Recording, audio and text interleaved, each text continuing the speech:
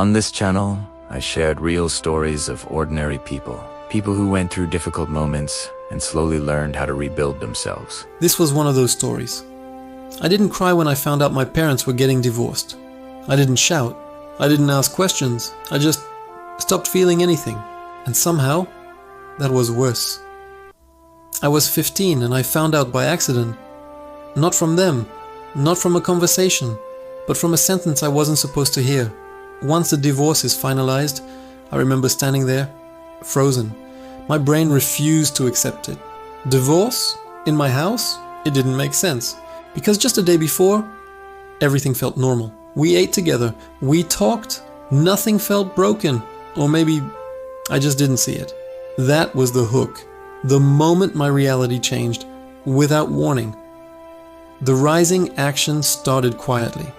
I didn't confront them. I didn't ask anything. I just watched. Every small interaction felt different.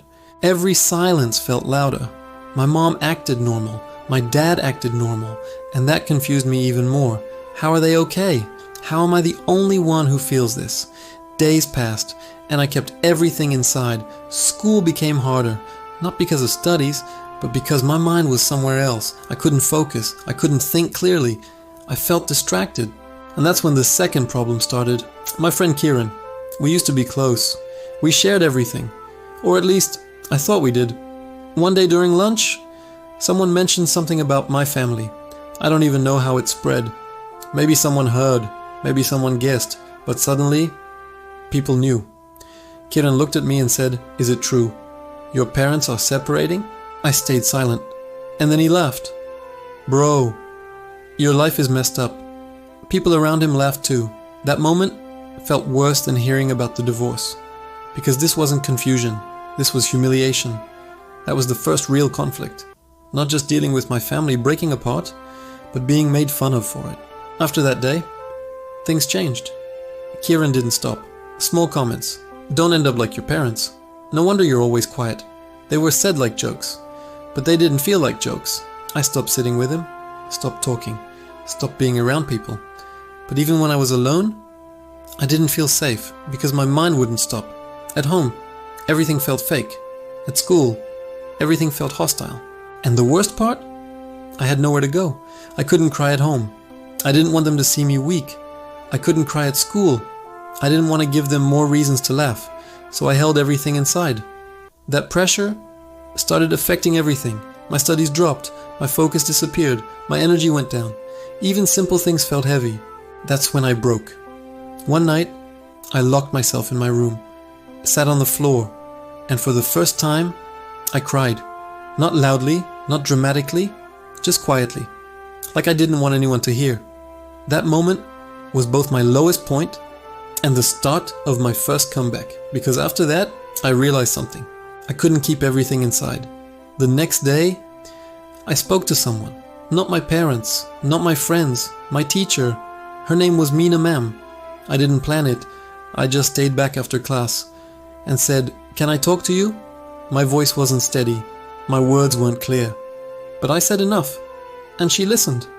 No judgment, no interruption. When I finished, she said, "You're dealing with more than most people your age." That sentence mattered because for the first time, someone understood. That was my first comeback. Not fixing everything, but not being alone anymore. Things didn't become easy after that.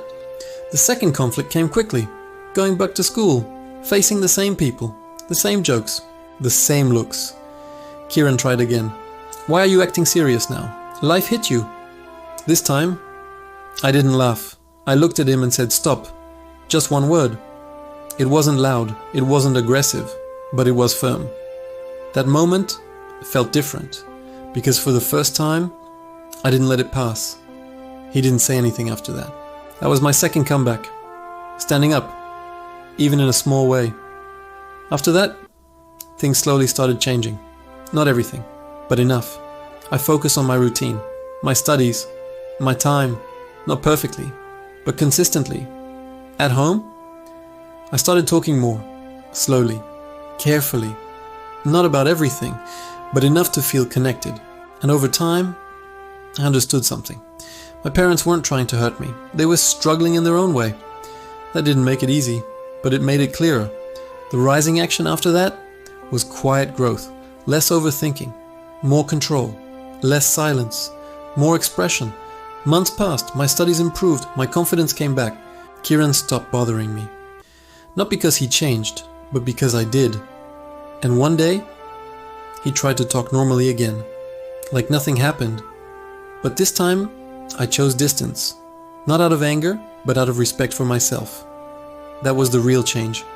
The payoff wasn't happiness, it was strength.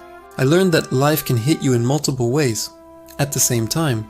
Family, friends, your own mind, and sometimes you feel like you have nowhere to go. But even in that moment, you can take one step. Speak, stand, continue. I was a 15-year-old who felt lost, who felt alone, who had nowhere to cry. But slowly, I became someone who could handle it. Not perfectly, but strongly. If I had to say what helped me, it came down to 3 things. First, I stopped holding everything inside, because silence breaks you slowly.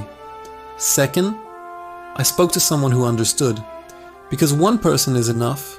And third, I started respecting myself, even when others didn't. Today, things are different.